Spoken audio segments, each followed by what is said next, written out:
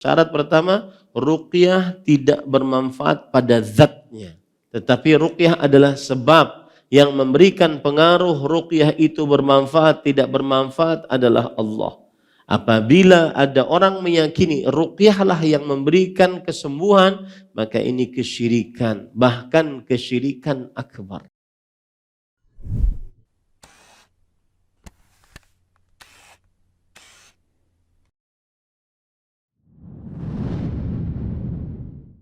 Assalamualaikum warahmatullahi wabarakatuh. Bismillahirrahmanirrahim. Innal hamdalillah nahmaduhu wa nasta'inuhu wa nastaghfiruh wa na'udzu billahi min shururi anfusina wa sayyiati a'malina. Man yahdihillahu fala mudilla lahu wa man yudlil fala hadiya lahu. وأشهد أن لا إله إلا الله وحده لا شريك له وأشهد أن محمدا عبده ورسوله يا أيها الذين آمنوا اتقوا الله حق تقاته ولا تموتن إلا وأنتم مسلمون يا أيها الناس اتقوا ربكم الذي خلقكم من نفس واحدة وخلق منها زوجها وبث منهما رجالا كثيرا ونساء واتقوا الله الذي تساءلون به والأرحام إن الله كان عليكم رقيبا يا أيها الذين آمنوا اتقوا الله وقولوا قولا سديدا يصلح لكم أعمالكم ويغفر لكم ذنوبكم ومن يطع الله ورسوله فقد فاز فوزا عظيما أما بعد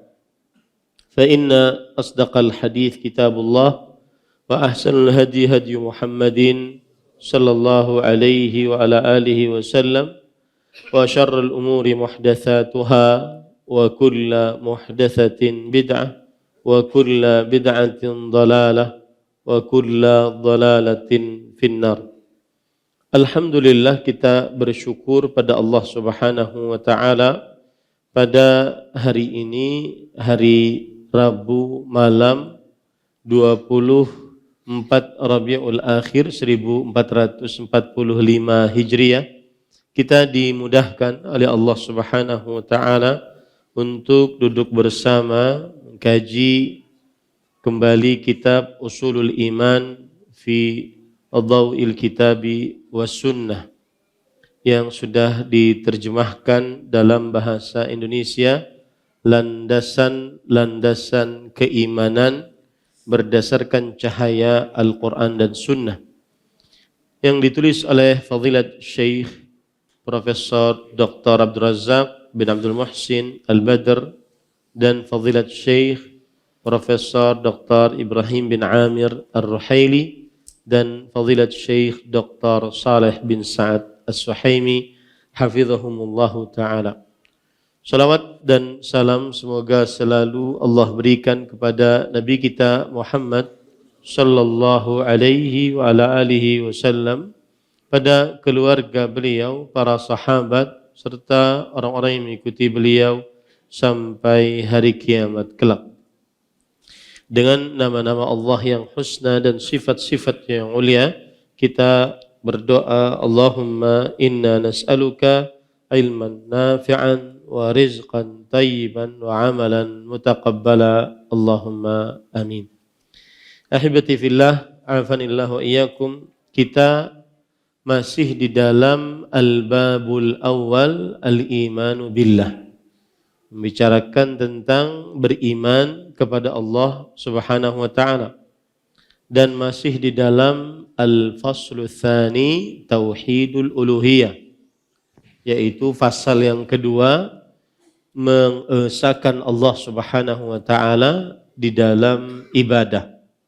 Dan kita sudah memulai dari pekan lalu al-mabhatsus tsalits, pembahasan yang ketiga, himayatul Mustafa janabat tauhid, yaitu penjagaan Nabi al-Mustafa, yaitu Nabi Muhammad sallallahu alaihi wasallam yang terpilih oleh Allah Subhanahu wa taala tentang tauhid. Dan di dalam pembahasan yang ketiga ini kita sudah membahas sub pembahasan yang ketiga, salah satu dari kiat Nabi Muhammad sallallahu alaihi wasallam menjaga tauhid adalah dalam perihal ruqyah. Dan ruqyah sebagaimana yang sudah kita pelajari, al-qiraah wan nafth talaban lisyifa wal afiyah, sawa'un kanat min al-Qur'an al-Karim atau min al-ad'iyatin nabawiyyatil ma'thurah, yaitu membaca atau melakukan tiupan disertai dengan sedikit ludah untuk memohon kesembuhan dan keselamatan.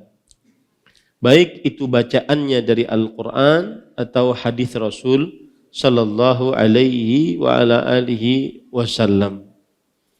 Dan sebagaimana yang sudah kita sebutkan bahwa ruqyah berdasarkan ijma' para ulama hukumnya adalah mubah. Hukumnya adalah boleh, dan kita sudah sebutkan berbagai macam perkataan para ulama tentang ijma' dibolehkannya meruqyah. Kemudian kita juga sudah bahas dalil-dalil yang disebutkan oleh penulis di sini. Kita lanjut sekarang poin jim, yaitu nomor atau huruf C. Penulis hafizahumullah ta'ala berkata, syurutuha walijawaziha wa sihhatiha syurutun thalathah. Al-awwalu alla ya'taqida annaha tanfa'u li dhatiha dunallah. Fa in i'taqada annahu tanfa'u bi dhatiha min dunillahi fa huwa muharram bal huwa syirk bal ya'taqidu annaha sababun la tanfa'u illa bi idznillah. Nah, C. Syarat-syarat ruqyah. Jampi-jampian atau ruqyah dibolehkan dengan 3 syarat. Pertama, tidak meyakini bahwa jampi-jampi ini bermanfaat dengan sendirinya tanpa seizin Allah. Jika diyakini bermanfaat dengan sendirinya tanpa seizin Allah, maka hukumnya adalah diharamkan. Bahkan ia merupakan suatu kesyirikan. Akan tetapi mesti diyakini bahwa jampi-jampi tersebut hanyalah sebab atau usaha yang tidak bermanfaat sama sekali kecuali dengan seizin Allah. di sini disebutkan bahwa tidak meyakini bahwa jampi-jampi. Kenapa ruqyah dinamai dengan jampi-jampi? Karena memang bahasa Indonesia seperti itu. Kalau kita buka kamus besar bahasa Indonesia, jampi adalah kata-kata atau kalimat yang dibaca dan diucapkan dapat mendatangkan daya gaib atau mantra. Maka ruqyah bisa dikatakan jampi-jampi, tapi konotasi jampi-jampi biasanya lebih condong kepada sihir, lebih condong kepada dukun gitu maksud saya. Karena beda sihir dengan dukun itu, sihir adalah memberikan pengaruh buruk kepada seseorang, ya, baik secara batin atau secara lahir. Sedangkan perdukunan adalah pengobatan kepada seseorang melalui kekuatan gaib. Nah, jampi-jampi biasanya konotasinya adalah pada konotasi yang jelek. Makanya kita tetap saja menggunakan ruqyah, kata ruqyah. Karena itu yang disebutkan di dalam hadis-hadis Rasul sallallahu alaihi wasallam, yaitu tidak meyakini bahwa ruqyah itu bermanfaat pada zatnya tanpa selain Allah SWT. Maksudnya gini, ada orang meruqyah orang lain. Ruqyah ini enggak manfaat tanpa ada izin Allah kalau ruqyah bermanfaat. Ya sama, obat, orang minum obat sakit kepala, obat panas, itu obat itu hanya sebab. Kita tidak boleh meyakini obat itu adalah bermanfaat. Ya. Kecuali kalau Allah memberikan manfaat padanya. Nah, sama begitu juga ruqyah. Kita tidak boleh meyakini bahwa ruqyah itu bermanfaat pada zat ruqyahnya. Ya, setiap kali ruqyah apakah bermanfaat? Tidak, kecuali dengan izin Allah Subhanahu wa taala. Maka jika meyakini bahwa ruqyah bermanfaat pada zatnya tanpa selain Allah, ini haram, bahkan kesyirikan. Kesyirikannya dari sisi mana? Kesyirikannya karena meyakini ada yang mengatur, mencipta, berkuasa selain Allah. Nah, makanya ya, hati-hati kalau seandainya ada orang yang meminta diruqyah. Meminta diruqyah oleh orang lain. Orang lain ini yang meruqyah hanya meruqyah, mengerjakan sebab. Apakah ruqyahnya bermanfaat, mendatangkan pengaruh atau tidak, itu di tangan siapa? Allah. Jika dia meyakini ruqyah ini adalah memberi pengaruh, maka ini kesyirikan. Kenapa? Karena berarti menyamakan selain Allah dengan Allah dalam perkara yang khusus milik Allah, yaitu menyembuhkan.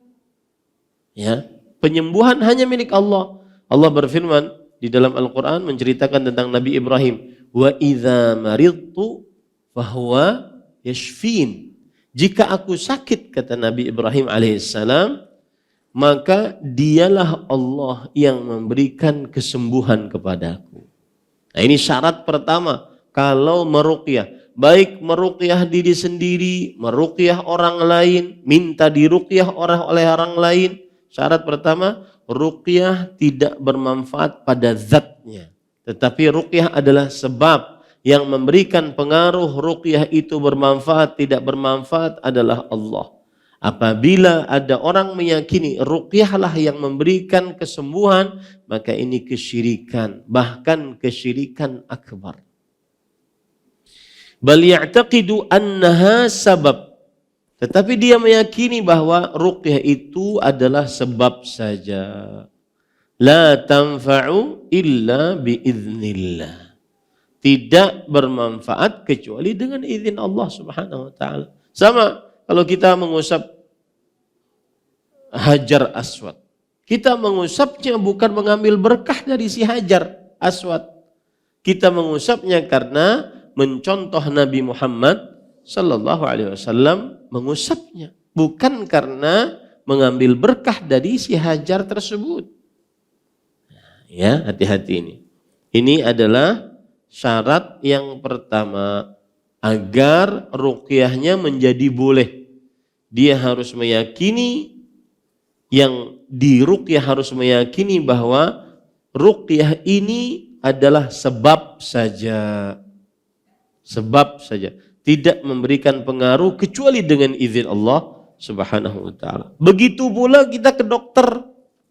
Begitu pula kita minum obat. Boleh ke dokter? Boleh. Tidak mengurangi tauhid? Tidak. Tetapi dengan syarat meyakini bahwasanya pergi ke dokter hanya sebab, tidak menjadi bermanfaat kecuali dengan izin Allah. Minum obat boleh.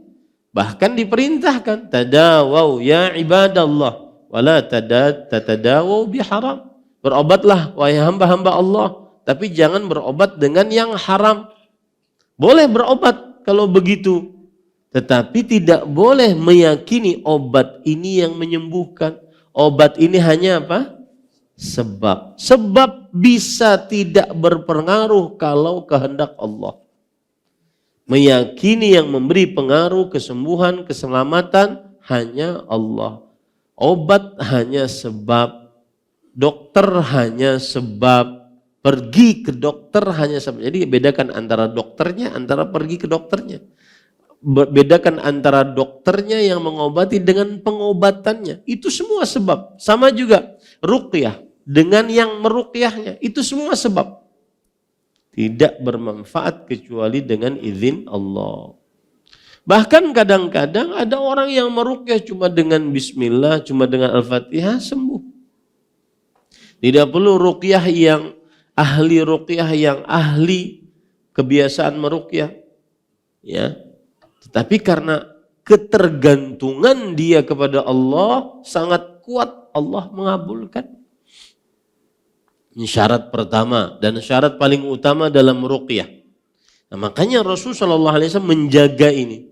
Karena ruqyah ini ada celah untuk bersandar, bertawakal kepada selain Allah. Al-thani, alla takuna bima yukhalifu syar'a kama idza kanat mutadhamminah du'a ghairillah. Idza kanat mutadhamminatan du'a ghairillah au istighatsatan bil jin. Wa ma ashbaha dzalika fa innaha muharramatun bal syirk. Nah. Kedua, tidak menyalahi syariat seperti jampi-jampi yang mengandung unsur doa kepada selain Allah atau minta bantuan kepada jin dan seumpamanya. Doa-doa seperti ini diharamkan, bahkan ia merupakan perbuatan syirik. Nah, yang kedua, ruqyahnya tidak boleh di dalamnya mengandung doa kepada selain Allah. Kenapa para ikhwah? Doa itu ibadah, bahkan inti ibadah. Rasul sallallahu alaihi wasallam bersabda, "Ad-du'a huwal ibadah." Doa adalah inti ibadah. Hadis ini persis seperti al-hajju Arafah. Haji itu adalah wukuf di Arafah. Maksudnya amalan inti haji adalah wukuf di Arafah. Sama, ad-du'a huwal ibadah. Doa adalah inti ibadah. Maka ketika doa adalah ibadah, ibadah tidak boleh dipalingkan kepada selain Allah. Jika ibadah dipalingkan kepada selain Allah, syirik.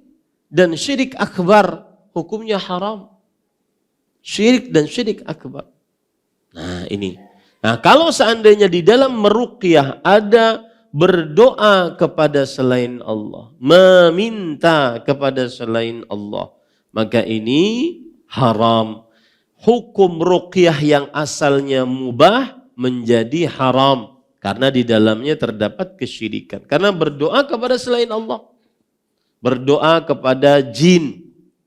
Allah Subhanahu wa taala berfirman di dalam Al-Qur'an, "Wa annahu kana rijalun minal insi ya'udzuna birijalin minal jinni fazaduhum rahaqa."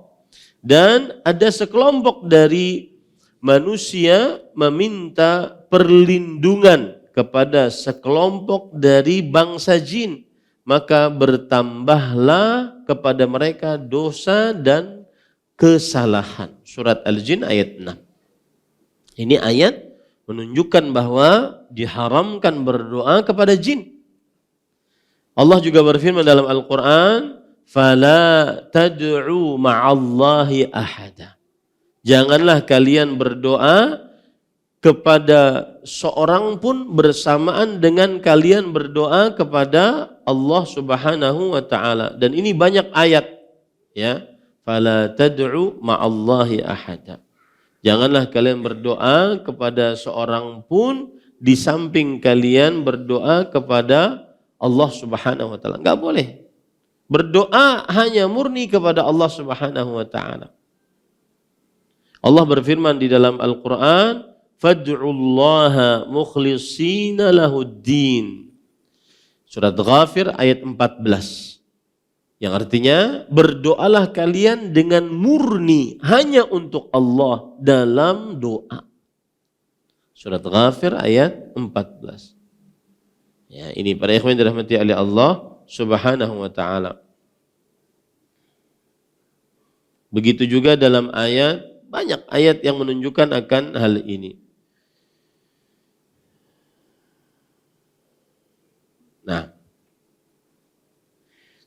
berarti syarat yang kedua, tidak boleh berdoa kepada selain Allah dalam ruqyahnya. Seperti misalkan beristighatsah kepada jin atau kepada orang yang sudah mati. Tidak boleh. Atau kepada orang yang gaib yang tidak ada. Tidak boleh. Seperti misalkan Nabi Khadir, Imam Mahdi menurut orang Syiah.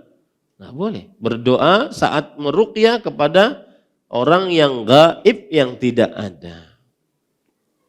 Ini adalah kesyirikan. Kenapa kesyirikan? Karena menyamakan selain Allah dengan Allah dalam perkara ibadah, yaitu doa. Berdoa kepada selain Allah Subhanahu wa taala. Ini syarat kedua. Di dalam ruqyah yang diperbolehkan tidak boleh ada doa kepada selain Allah. Makanya tidak boleh, makanya hati-hati kalau orang meruqyah dia berhubungan dengan jin. Biasanya kan jin masuk ke dalam tubuh manusia. Kemudian akhirnya terjadi kadang-kadang percakapan, obrolan. Umur pian berapa, ngaran pian siapa, tinggal di mana, makanan pian apa. Ini enggak boleh ini dalam ruqyah seperti itu. Ya. Kenapa harus ke sini? Ya, yang ada adalah mencontoh Rasulullah SAW saat meruqyah. Ukhruj aduwallah. Keluar engkau wahai musuh Allah. Falan ta'du qadrak. Engkau tidak akan pernah menang. Ikhsa aduwallah. Kalah engkau wahai musuh Allah. Begitu-begitu saja. Ini enggak interview. Ruqyah interview. Ya. Ini tidak boleh. Dan kemudian hati-hati kadang-kadang saya pernah ruqyah orang. Jadi orang ini mungkin kena sihir oleh orang lain dan sihirnya itu pakai part time gitu, ada waktunya gitu. Jadi si bapak ini datang bawa anaknya ke kantor. Jadi orang India, waktu itu saya masih di Arab Saudi. Dan alhamdulillah di Banjar, di Kalimantan Selatan, sampai Indonesia pokoknya. Jarang atau tidak pernah meruqyah. Nah kalau di ruqyah, kalau membuka praktek ruqyah enggak gajian gitu. Ya. Nah, akhirnya datang jam 5 dia. Kemudian ngobrol dengan orang itu, orang India. Ngobrol. Kemudian bapaknya cerita, brother kata dia. Syekh brother kata dia. Kalau ini nanti jam 5:30 dia akan berubah. Berubah raut wajahnya. Saya bilang, oh begitukah? Akhirnya pas 5:30 berubah. Berubah raut wajahnya. Pucat pasi, pandangan kosong, ya berubah pokoknya. Akhirnya kita ruqyah. Pas di ruqyah, ya, jinnya tidak tahan. Kemudian dia bilang, saya akan keluar dari tubuh ini asalkan bawa tubuh ini ke gereja. Nah, ini enggak boleh. Ini hasil dari ngobrol, enggak boleh. Jadi jangan sampai tertipu dengan para syaitan, pengikut-pengikut iblis.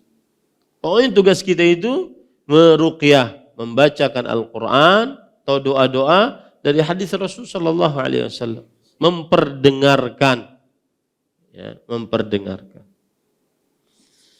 Ats-tsalits an takuna mafhumah ma'lumah fa in kanat min jinsi at-talasim wasy-sya'wadzah fa innaha la tajuz.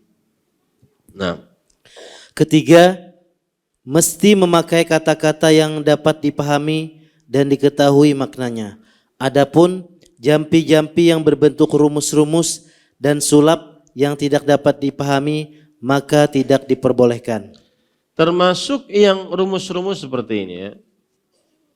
Rumus-rumus angka-angka yang tidak bisa dipahami ataupun nama-nama yang tidak bisa dipahami. Kemudian juga rumus-rumus bintang, kemudian pagarnya ada 4, kemudian huruf H, huruf Qaf, ya. Ini 4 ini mungkin bunyinya 4 gitu. Ya. Dan seperti rumus-rumus ya tidak diperbolehkan di dalam ruqyah seperti ini. Nah, ini tidak diperbolehkan. Kenapa? Karena ghairu mafhumah, tidak bisa dipahami. Dan dikhawatirkan itu adalah nama-nama jin. Nama-nama jin. Itu 3 syarat sampai di ruqyah dibolehkan. Yang pertama yaitu permasalahan qalbu. Syarat pertama itu berkaitan dengan qalbu. Qalbu kita tidak meyakini bahwa ruqyah itu bermanfaat pada zatnya. Tetapi yang memberi pengaruh manfaat adalah Allah Subhanahu wa ta'ala. Yang kedua adalah permasalahan lisan. Lisannya tidak berdoa kepada selain Allah Subhanahu wa ta'ala. Baik itu kepada jin, orang mati atau orang gaib. Dan kita sudah sebutkan pada pertemuan sebelumnya, berdoa kepada selain Allah dibagi menjadi 3. Yang pertama, berdoa kepada orang yang sudah mati, baik itu dari manusia atau orang yang masih hidup tapi gaib. Ya, seperti Nabi Khadir menurut sangkaan yang menganggap masih hidup, atau Imam Mahdi, atau berdoa kepada jin, sesuatu yang tidak disanggupi kecuali oleh Allah Subhanahu wa ta'ala, atau berdoa kepada orang yang sudah masih hidup. Ya, sesuatu yang tidak disanggupi kecuali oleh Allah Subhanahu wa ta'ala, maka ini hukumnya haram, syirik akbar. Meskipun berdoa kepada orang yang masih hidup. Misalkan saya berdoa kepada si fulan agar si fulan menghidupkan mama saya. Nah, ini enggak boleh. Ya. Ini poin pertama, berdoa kepada selain Allah. Berdoa kepada selain Allah yang kedua adalah berdoa kepada orang yang sudah mati atau berdoa kepada yang gaib. Ini tidak boleh dan haram, syirik akbar. Ya, yang ketiga, berdoa kepada yang masih hidup dalam perkara yang disanggupi oleh yang masih hidup tersebut. Maka ini boleh. Contoh, meminta kepada orang yang masih hidup agar mendoakannya. Meminta kepada orang yang masih hidup makanan, minuman yang disanggupi. Nah, ini boleh saja. Nah, itu 3 pembagian berdoa kepada selain Allah. Itu syarat yang kedua. Syarat yang ketiga yaitu ucapannya harus dipahami sesuai dengan bahasa Arab yang jelas ataupun bahasa Indonesia yang jelas. Tidak boleh dengan rumus-rumus atau ucapan-ucapan yang tidak bisa dipahami. Nah, kita lanjut. Waqad su'ilal Imam Malikun rahimahullah ayarqa ar-rajulu wa yastarqi faqala la ba'sa bidzalik bil kalamit thayyib. Nah, Imam Malik rahimahullah pernah ditanya, apakah seseorang boleh menjampi-jampi atau minta dijampi? Beliau menjawab, yang demikian itu tidak mengapa, asalkan dengan kata-kata yang baik. Nah, Imam Malik rahimahullah, Malik ibn Anas ibn Nadhr. Malik ibn Anas bin Nadhr. Ini bukan bapaknya Anas bin Malik. Ya. Beda antara Imam Malik dengan Anas bin Malik. Ya. Malik bin Anas seorang tabi'ut tabi'in. Beliau melihat tabi'i dan pencetus imam madhab Maliki. Salah satu dari 4 imam yang menjadi pencetus madhab fikih. Dan beliau adalah gurunya Imam Syafi'i rahimahullah. Kitab beliau yang sangat terkenal adalah kitab Al-Muwatta. Muwatta Imam Malik rahimahullah. Imam Malik ditanya, apakah seseorang boleh meruqyah atau minta diruqyah? Maka jawaban Imam Malik, tidak mengapa, tapi dengan ucapan yang baik. Sekarang yang jadi masalah adalah bahwa mungkin kalau meruqyah masih boleh, ya. Tapi yang jadi permasalahan di sini adalah meminta diruqyah. Maka jawabannya, meminta diruqyah diperbolehkan. Kenapa? Karena Rasul sallallahu alaihi wasallam bersabda, "Man ahabba an yanfa'a akhahu falyaf'al." Siapa yang ingin memberi manfaat kepada saudaranya, yaitu dengan cara meruqyah, maka lakukanlah. Menunjukkan bahwa kalau ada orang minta diruqyah oleh orang lain, maka boleh. Cuma dia ketinggalan keutamaan. Keutamaannya apa? Yaitu masuk surga tanpa hisab, tanpa azab.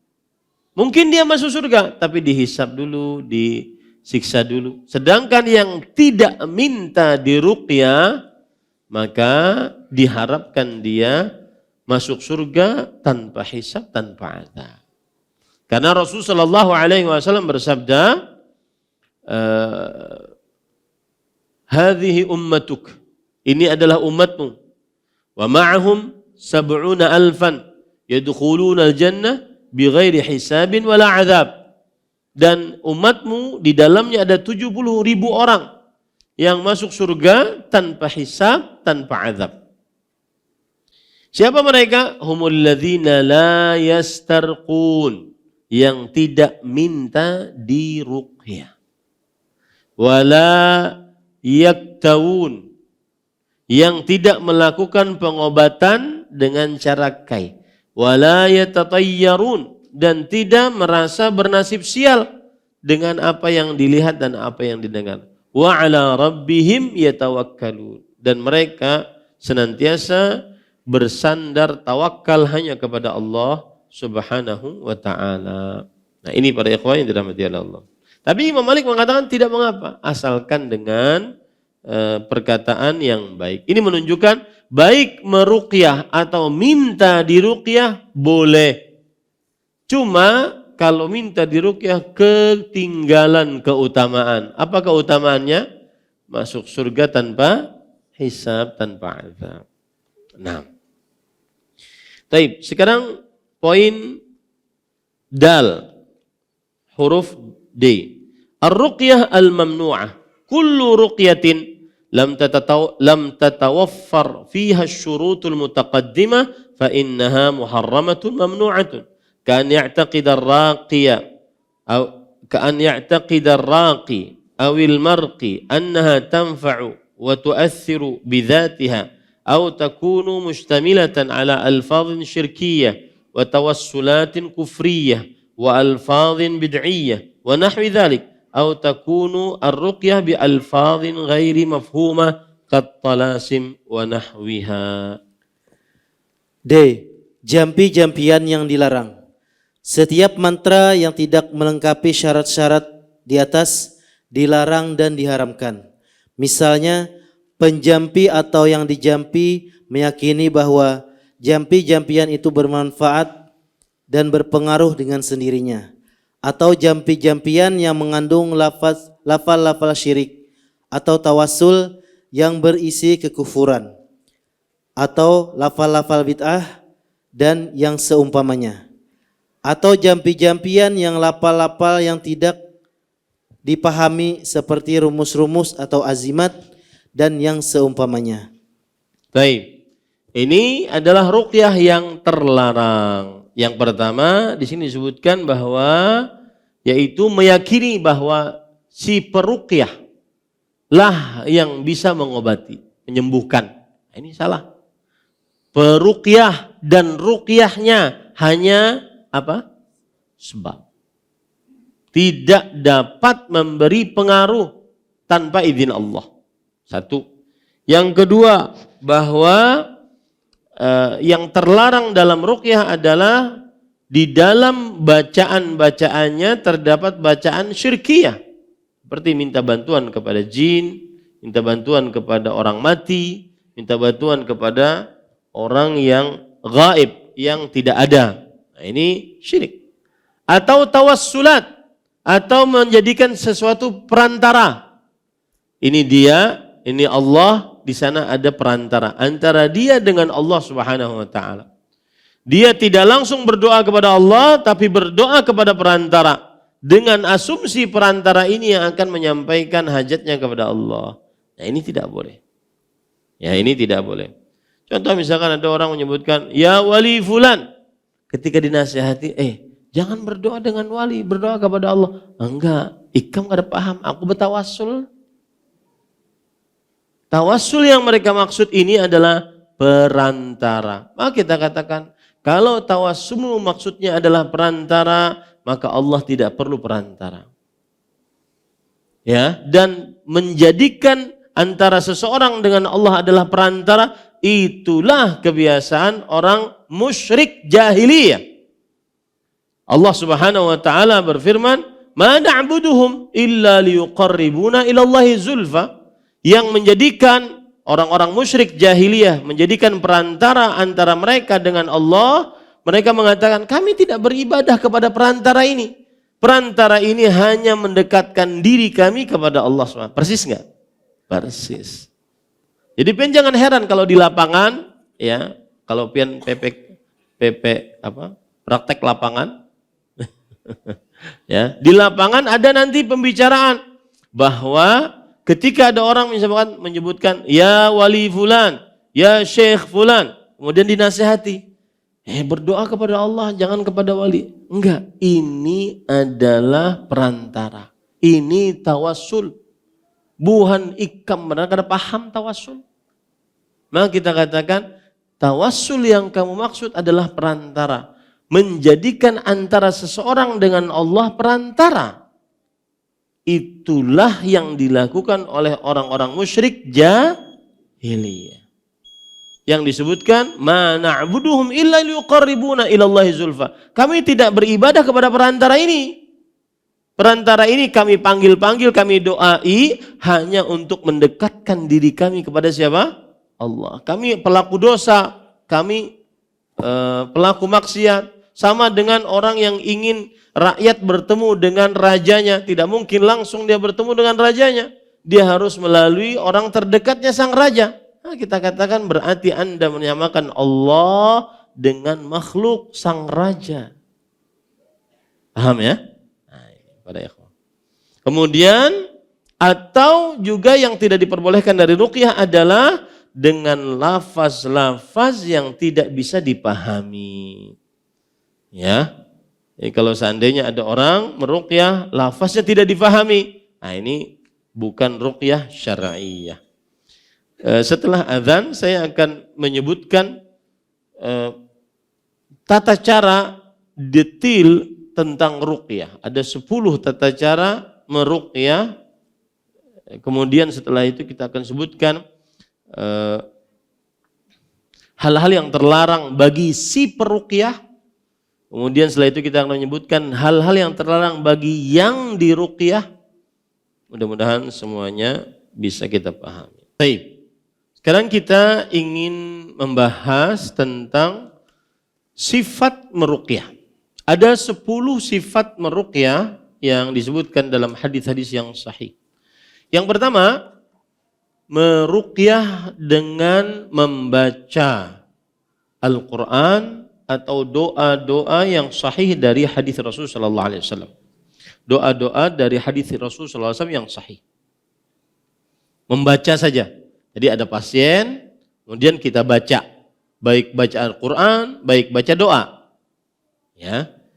Dan dalilnya adalah hadis riwayat Bukhari dan Muslim dari Aisyah radhiyallahu anha, anna Rasulullah sallallahu alaihi wasallam kana idza ata maridan aw utiya bihi qal adhibil ba's rabban nas ishfi anta wa anta syafi la shifaa illa shifaa shifaan la yughadiru saqaman. adalah Rasulullah SAW jika menjenguk orang sakit atau dibawakan kepada beliau orang sakit. Lihat kata bahasanya. Beliau menjenguk orang sakit atau dibawakan kepada beliau orang sakit. Ini menunjukkan bahwa di tengah-tengah para sahabat minta diruqyah tidak mengapa. Dan ada fatwa dari Syekh Imam Ibnu Baz rahimahullahu ta'ala, beliau berkata seperti ini. Perhatikan fatwa beliau. Kata beliau, wa min sifatihim at-thayyibah, termasuk sifat hamba-hamba Allah yang masuk surga tanpa hisab, tanpa azab, adamul istirqa, tidak minta diruqyah. Walakin, lihat, walakinnal istirqa'a la yamna'u kaunahu minas 70,000. Tetapi minta diruqyah tidak menahan dia menjadi orang yang 70.000 masuk surga tanpa hisab, tanpa azab. Ya, makanya saya katakan di awal tadi, dikhawatirkan saja. Ada kemungkinan, masih ada kemungkinan dia masuk surga tanpa hisab, tanpa azab, meskipun minta diruqyah. Dikhawatirkan saja. Kenapa? Karena orang yang masuk surga tanpa hisab, tanpa azab itu benar-benar merealisasikan tauhid semurni-murninya. Gitu ya. Tapi apakah ada kemungkinan yang pernah minta diruqyah bisa masuk surga tanpa hisab, tanpa azab? Menurut fatwa Syekh Imam Ibnu Baz rahimahullah, la yamna'u kaunahu minas 70,000. Ya, minta diruqyah tidak menahan dia untuk menjadi 70.000 orang yang masuk surga tanpa hisab, tanpa azab. Taib. Adalah Rasulullah SAW jika menjenguk orang sakit atau didatangkan kepada beliau orang sakit, beliau membaca adhibil ba's rabban nas ishfi anta syafi la shifa illa shifa'uk shifaan la yughadiru saqaman. Hadis riwayat Bukhari dan Muslim. Begitu juga hadis riwayat Muslim dari Aisyah radhiyallahu anha. Beliau bercerita, kana idza ishtaka Rasulullah sallallahu alaihi wasallam raqahu Jibril, qala bismillah yubrik wa min kulli da'in yashfik wa min syarri hasidin idza hasad wa syarri kulli dhi ain. Artinya adalah Rasulullah SAW kalau sedang sakit, maka yang meruqyahnya Jibril dengan membaca bismillah yubrik, dengan nama Allah, Allah menyembuhkanmu. Wa min kulli da'in yashfik, dari setiap penyakit engkau akan sembuh. Wa min syarri hasidin idza hasad, dan dari keburukan orang yang hasad, jika ada hasad engkau terjaga.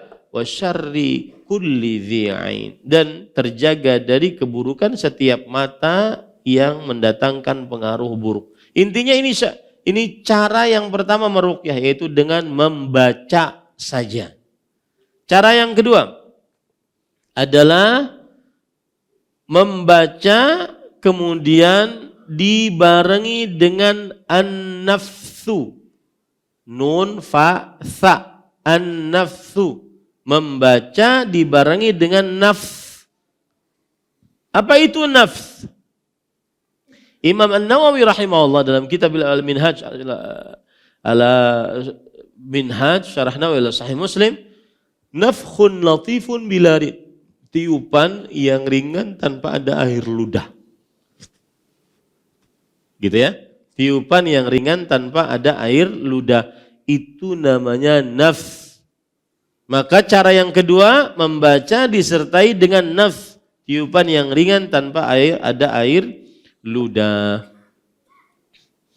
Lihat di sini dalilnya, hadis riwayat Imam An-Nasa'i dari Aisyah radhiyallahu anha, anna Nabiy sallallahu alaihi wasallam kana yanfuthu fir ruqyah. Adalah Rasul sallallahu alaihi wasallam, beliau senantiasa melakukan nafs saat meruqyah, meniup tanpa meludah. Ya, saat melakukan ruqyah.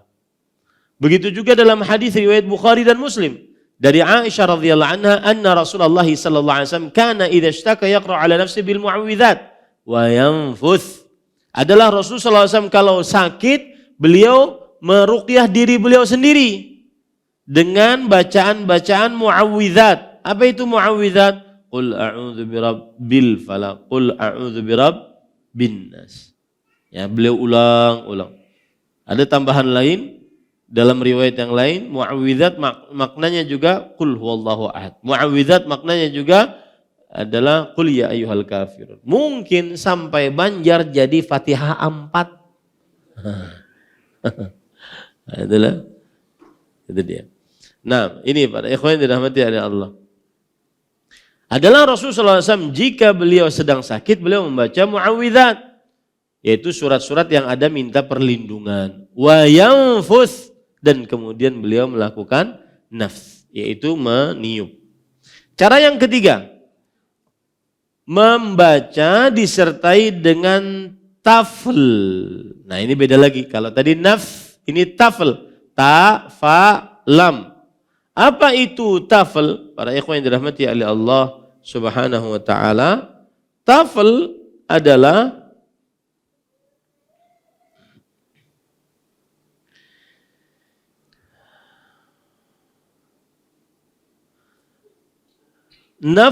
nafkhun biriqin yasir.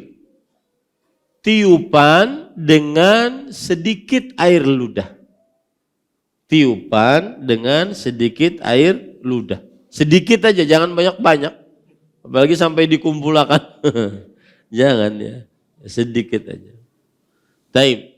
Dalilnya yaitu hadis yang diriwayatkan oleh Imam Ahmad bahwa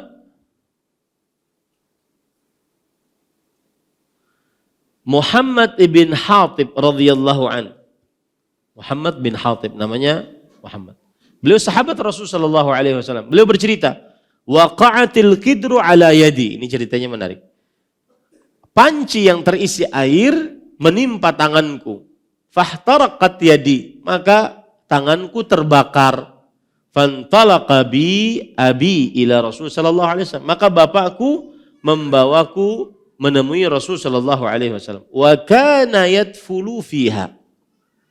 Dan kemudian Rasulullah SAW meniup disertai dengan ludah yang ringan pada luka tersebut. Kemudian beliau membaca adhibil ba's rabban nas washfi anta syafi. Jadi di sini berarti sebelum membaca doanya maka dilakukan tafel dulu. Tafel dulu.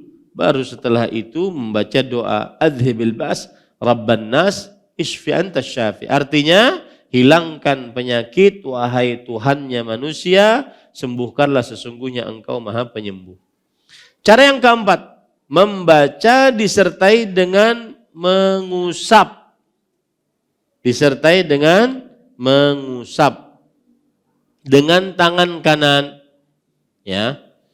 Ini ada hadis riwayat Bukhari dan Muslim dari Aisyah radhiyallahu anha, anna Rasulullah SAW kana yu'awwidhu ba'da ahlihi yamsahu biyadihi al-yumna. Wa yaqul Allahumma rabban nas adhibil ba's ishfi anta syafi la shifa illa shifaa shifaan la yughadiru saqaman. Adalah Rasul sallallahu alaihi wasallam beliau memintakan perlindungan kepada Allah untuk seorang istrinya. Beliau mengusap dengan tangan kanan. Dan kemudian membaca doa. Jadi mengusap dengan tangan kanan. Kemudian membaca doa. Allahumma rabban nas adhibil ba's ishfi anta syafi la shifa illa shifa'u shifaan la yughadiru saqaman wala alama. Nah, ini semestinya kita lakukan ya, terutama terhadap anak-anak, kadang sakit panas, kadang sakit. Ya, jangan langsung dikit-dikit ke dokter. Ya, diruqyah ini adalah sebab syar'i lebih utama daripada sebab kauni. Sebab syar'i lebih utama daripada sebab kauni. Cara yang kelima, membaca, meletakkan tangan di atas bagian yang sakit dan mengusapnya. Nah, ada 3 di situ. Membaca, meletakkan tangan di bagian yang sakit dan mengusapnya. Misalkan tangan sakit, kepala sakit, maka membaca dan meletakkan tangan kanan di atas bagian yang sakit dan mengusapnya. Dalil yang menunjukkan akan hal ini hadis riwayat Bukhari dan Muslim dari Aisyah radhiyallahu Aisyah binti Sa'ad bahwa bapaknya bercerita, "Ishtakaitu bi Makkah." Aku pernah sakit di kota Makkah. Faja'ani Nabi sallallahu alaihi wasallam ya'uduni. Lalu ada Nabi Muhammad sallallahu alaihi wasallam menjengukku, wa wada'a yadahu ala jabhati. Kemudian beliau meletakkan tangan beliau di atas jabhah, dahi. Thumma masaha sadri. Jadi letakkan sini lalu mengusap dadaku dan perutku. Jadi ya, kemudian diusap. Diusap dada dan perut. Ya.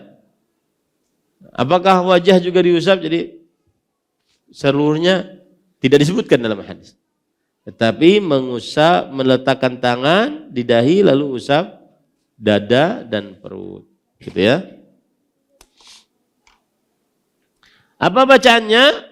Allahumma shfi Sa'dan wa atmim lahu hijratah. Ya Allah, sembuhkan Sa'ad bin Abi Waqqas.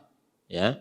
Dan sempurnakanlah hijrahnya. Apa maksudnya sempurnakan hijrah? Sa'ad bin Abi Waqqas termasuk muhajirin. Muhajir pindah ke kota Madinah. Lalu beliau kemudian pada penaklukan kota Mekah, dari kota Madinah ikut menaklukkan kota Mekah. Selama di Mekah sakit. Kalau meninggal di kota Mekah berarti tidak sempurna hijrahnya. Karena masih meninggal di mana? Di kota Mekah. Makanya Rasulullah SAW bersabda, sempurnakanlah hijrahnya. Artinya jangan meninggal dari tempat yang dia sudah tinggalkan. Meninggallah di kota Madinah. Alhamdulillah doanya Nabi Muhammad SAW dikabulkan. Ya, Sa'ad bin Abi Waqqas tidak meninggal di kota Mekah. Ini pantang. Ini pelajarannya adalah pantang bagi kita untuk berpaling kembali, balik kanan setelah berhijrah. Ya. Dan subhanallah saya punya kisah, ada seorang artisah, artis laki-laki, artisah perempuan. Waktu itu ada WA saya, kemudian ingin ketemu. Saya bilang kalau ada mahram boleh. Ya, saya bawa suami Ustaz, silakan.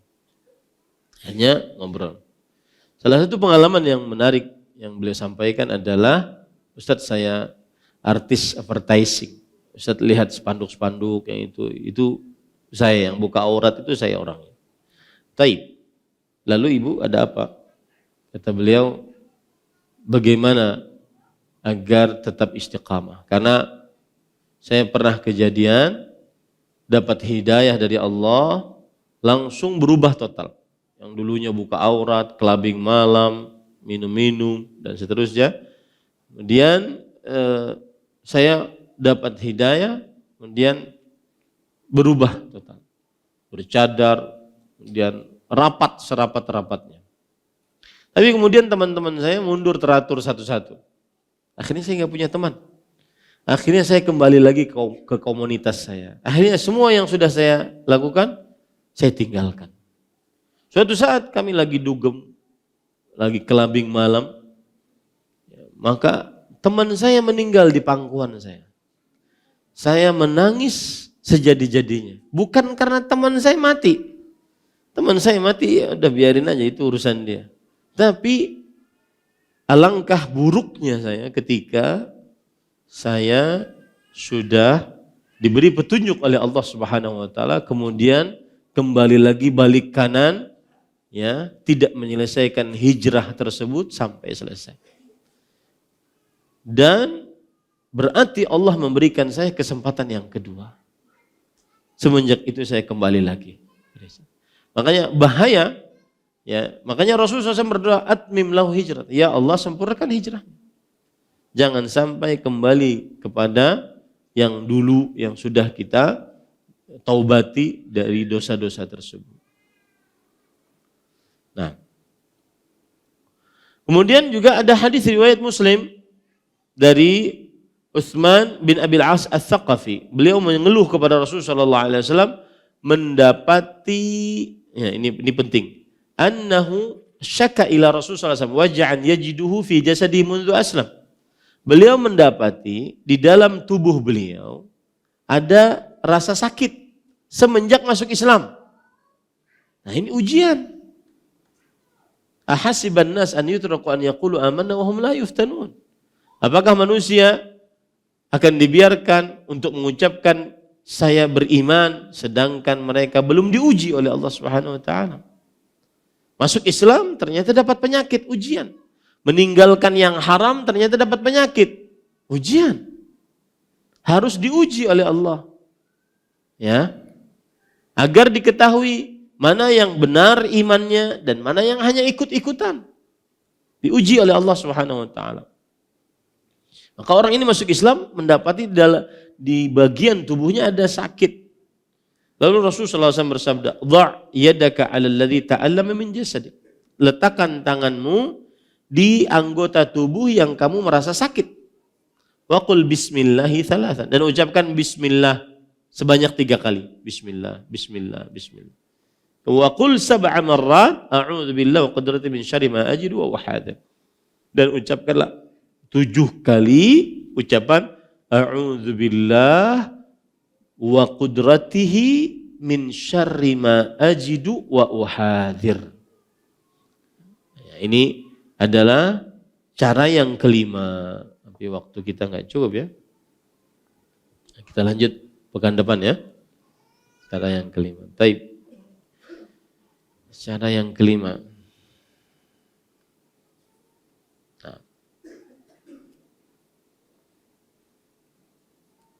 Kita lanjut pekan depan, biar saya tidak tergesa-gesa. Jika ada yang ingin ditanyakan, maka dipersilahkan. Berarti masih ada poin ya. Dan poinnya adalah cara meruqyah yang sesuai dengan syariat Islam. Kemudian sifat-sifat peruqyah dan sifat-sifat orang yang diruqyah dan hal-hal yang terlarang saat meruqyah. Wallahu a'lam.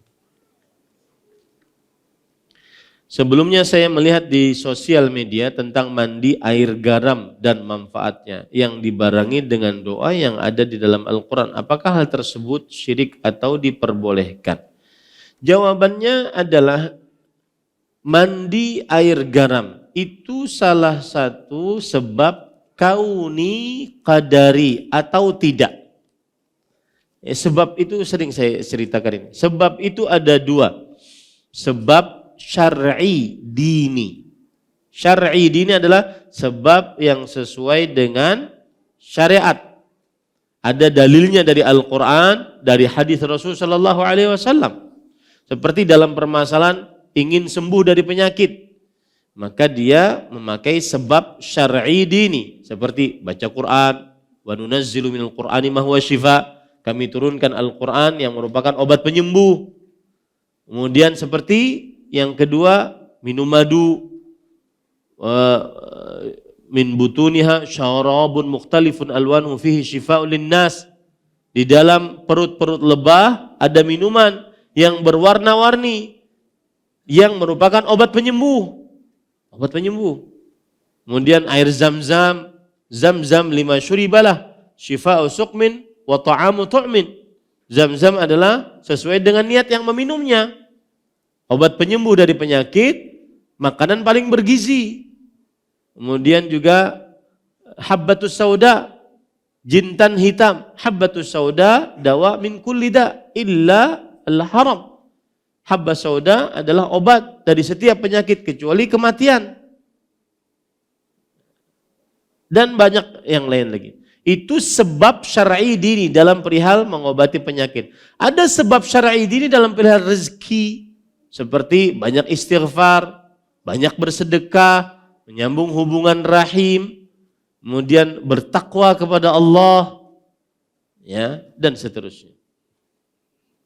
Membiayai orang yang sedang menuntut ilmu agama. Ini sebab syar'i dini untuk berkah rezekinya. Nah, di sana ada sebab namanya kauni qadari. Sebab yang ditakdirkan oleh Allah dengan kuasanya itu bisa menjadi sebab. Seperti misalkan orang berpidara Pidara itu apa? Yang dikasaikan itu apa? Yang kuning-kuningnya? Janar. Nah, ini perlu dicek. Janar itu apakah memang mengangkat panas atau tidak? Antibiotiknya. Jadi janar bukan orang berpidara bukan berarti dia syirik, enggak. Kenapa? Karena itu sebab kauni qadari. Kecuali kalau dibacai bacaannya yang tidak jelas. Mbah itu diludahi sidin pulang. Ya, maka ini yang jadi masalah bukan janarnya. Yang jadi masalah adalah bacaannya yang enggak jelas. Kalau bacaannya jelas boleh saja. Nah, itu namanya sebab kauni qadari. Sama obat, itu sebab kauni qadari. Vaksin, sebab kauni qadari. Apa standarisasi itu bisa menjadi sebab kauni qadari? Kalau terbukti. Kemudian ada penelitian, ada yang berani bertanggung jawab. Ada jurnalnya kalau perlu. Ya, seperti misalkan batu giok. Ya. Itu bisa melancarkan darah, darahnya jadi lancar kayak air terjun. Nah, ini adakah buktinya? Kalau ada buktinya, terbukti tanpa pinanya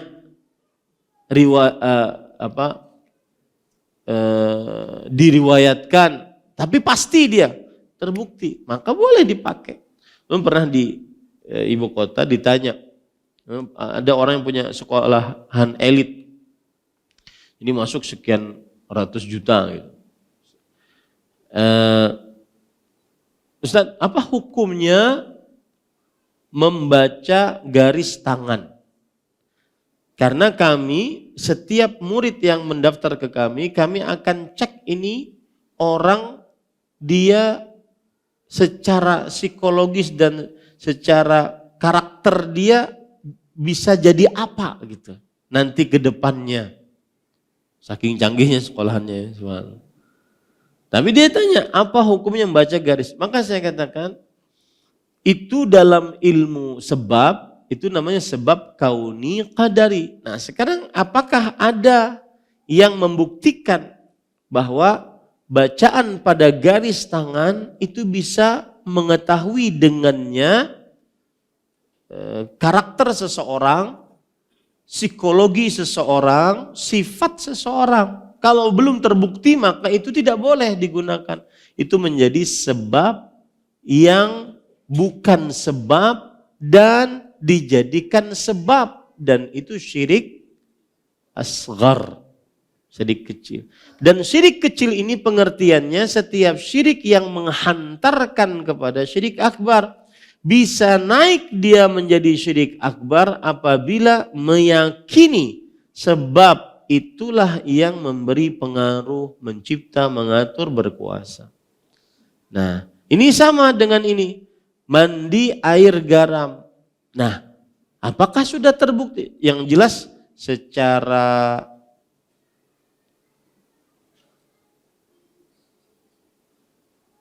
sebentar ya. Nanti ada cara yang ke-8, ruqyah dengan meletakkan air dan dicampur dengan garam, ada itu. Ya, berarti dia bukan hanya sebab kauni qadari, tetapi apa? Syar'i, dini, ada hadisnya. Ya, riwayat Imam Ibnu Abi Syaibah. Ya, riwayat Imam Ibnu Abi Syaibah. Air dicampurkan garam, sebab syar'i dini. Maka saya tadi takut tergesa-gesa. Kalau tergesa-gesa kajiannya enggak enak. Ya, biar enggak apa-apa kita lama kitab ini entah sampai kapan selesainya, Dajjal datang enggak jadi masalah. Yang penting ya bisa diamalkan gitu. Jadi tentang mandi air garam tidak mengapa. Pernah ada ruqyah yang cara yang ke-8 diriwayatkan oleh Imam Ibnu Abi Syaibah bahwa Ali bin Abi Thalib bercerita, baina Rasulullah SAW dzata lailah yusalli fa wada'a yadahu 'alal ard faladaghathu aqrab. Rasul SAW suatu malam beliau sholat, Lalu beliau meletakkan tangan di lantai. Kan kalau malam itu sudah tidak ada listrik dulu ya, tidak terlihat. Kalau malam ini sudah gelap. Beliau meletakkan tangan di lantai, kemudian disengat kalajengking. Fatanawalaha Rasulullah SAW bina'lihi faqatalaha. Kemudian Rasulullah SAW memukuli kalajengking tersebut dengan sendalnya dan membunuhnya. Ketika ini berarti masih dalam sholat. Masih dalam sholat. Berarti boleh memukuli kalajengking tapi masih sholat. Ya.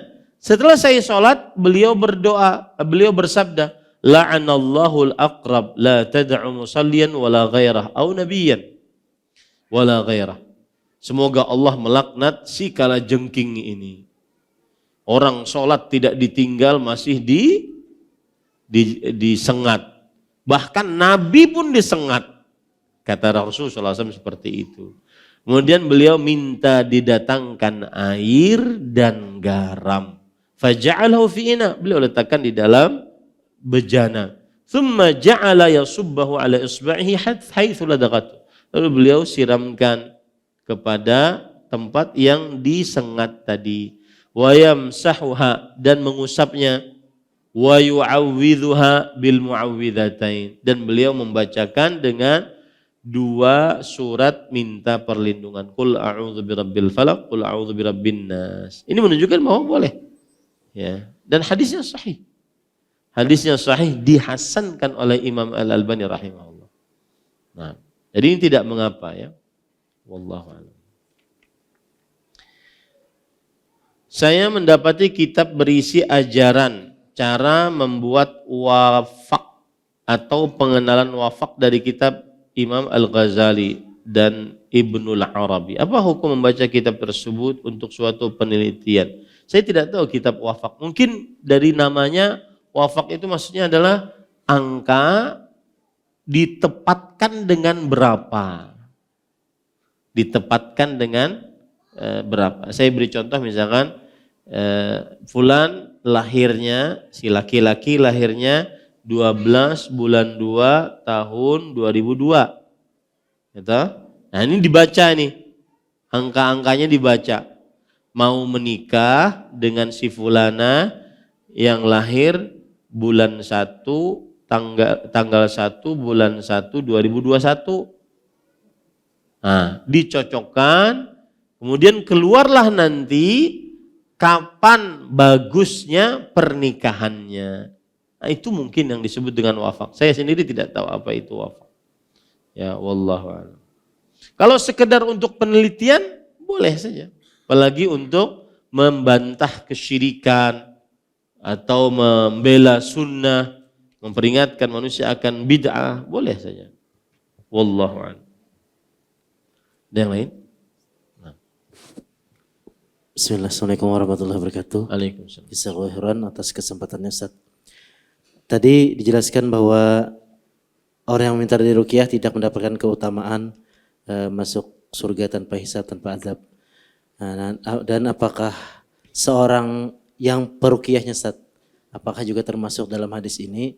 Dan juga apabila orang yang ingin meminta diruqyah kepada si peruqyah, namun si peruqyah ini menolaknya lantaran mungkin takut kena imbas kepada keluarganya atau apa. Nah, apakah berdosa si peruqyah ini Ustaz? Barakallahu fikum. Assalamualaikum warahmatullahi wabarakatuh. Waalaikumsalam warahmatullahi wabarakatuh. Jazakumullah khair atas pertanyaannya. Jawabannya adalah ada lafaz hadis yang berbunyi la yarqun. Dari 70.000 orang tadi, salah satu sifatnya bukan la yastarqun tapi la yarqun, tidak meruqyah. Tapi lafaz ini syadzah. Lafaz ini lafaz yang cacat menyendiri daripada rawi-rawi yang lain. Nanti bisa ditanya sama Ustaz Haikal ya, lebih dalam. Yang jelas dia la yarqun, ada lafaz seperti itu yang artinya tidak meruqyah. Ya, yang kuat riwayatnya adalah la yastarqun, tidak minta diruqyah. Meruqyah boleh. Rasulullah SAW bersabda, la ba'sa birraqa ma lam yakun fihi syirk. Tidak mengapa dengan ruqyah selama tidak ada kesyirikan di dalamnya. Rasulullah SAW bersabda, a'ridu alayya ruqakum.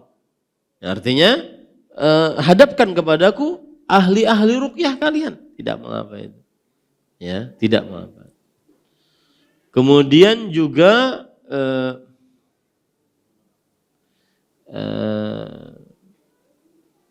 hadis Rasul sallallahu alaihi wasallam yang berbunyi, "Man istata'a minkum an yanfa'a akhahu falyaf'al." Siapa di antara kalian yang sanggup untuk memberikan manfaat kepada saudaranya, maka lakukanlah. Termasuk memberikan manfaat adalah meruqyah. Jadi boleh tidak mengapa meruqyah. Nah, sekarang menolak ruqyah karena khawatir akan menimpa keluarganya. Semestinya orang ruqyah, nah makanya tadi kita akan membicarakan tentang sifat peruqyah. Orang meruqyah itu kuat imannya. Dia tidak khawatir seperti itu. Meruqyah kuat imannya. Ya. Hanya kadang-kadang kalau diminta diruqyah itu ulun langsung menunduk. Oh, banyak-banyak dosa nih. Karena belum cocok lagi meruqyah. Bukan takut kepada keluarga, tapi malah kita kurang cocok untuk meruqyah. Sedang banyak dosa, sedang turun iman gitu. Nah itu. Ya. Jadi jangan terlalu pede saat minta diruqyah gitu oleh orang lain. Padahal kita sendiri banyak dosa, terutama dosa-dosa saat sendirian, ya, dosa-dosa ghibah, dosa-dosa besar padahal. Nah itu nanti kita akan bahas, ada sifat-sifat peruqyah. Jadi poin yang belum kita bahas, cara meruqyah, sifat peruqyah, sifat orang yang diruqyah, kemudian juga hal-hal yang terlarang saat meruqyah. Allahu a'lam. Lagi? Nah, sudah.